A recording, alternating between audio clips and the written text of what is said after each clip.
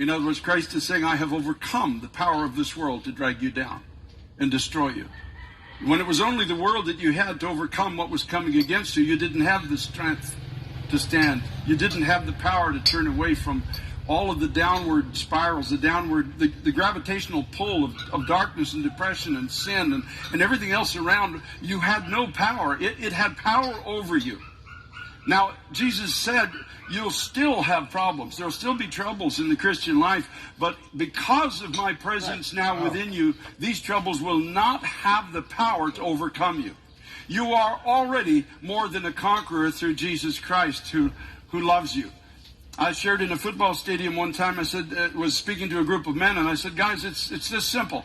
In Christ, you're already in the end zone before the game even starts. All you have to do now is spike the ball and just start dancing and declare the victory, because he won the victory for you. You are now in him. And yes, you will be opposed.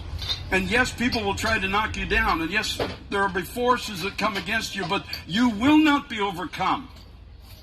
Because Jesus said, I have overcome this world. I've overcome the power.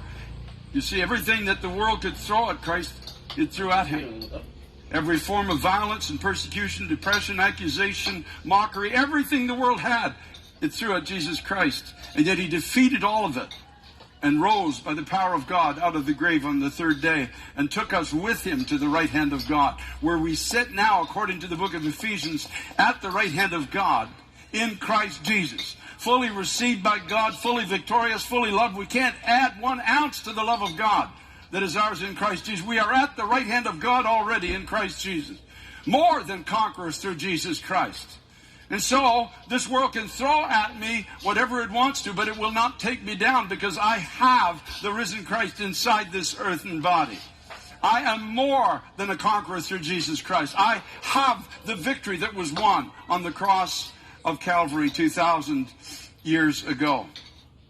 The Apostle Paul in 2 Thessalonians chapter 2, verses 1 and 3 predicts a great falling away in the closing days of this world before the return of Jesus Christ. These closing days, either we are already entered into them or we are very close to entering into these final days. The spirit of lawlessness is increasing. Have you noticed it lately? And even skeptics are saying, how did this happen so suddenly? We suddenly are turning into this moral abyss where evil is becoming good and good is becoming evil. And things that we thought would never happen are suddenly happening. Behaviors, thought processes, things that were considered immoral, illegal, as well as sin, are now being celebrated as moral and victorious. How could this have happened so quickly? A great, great falling away. For some, the falling away means a falling away into a place where no longer they can be reached by truth. There will be many, many people in the last days that are just going to fall so far away from truth that truth can't reach them anymore. They'll be out of its reach. And that's a really sad place for people to be. It grieves my heart to even think of that there will be people that can't be reached by the gospel anymore. They've rejected truth. They've given themselves over to darkness. According to Romans chapter 1, they have been released by God into a darkened mind. And they're not going to be able to find their way back to truth again.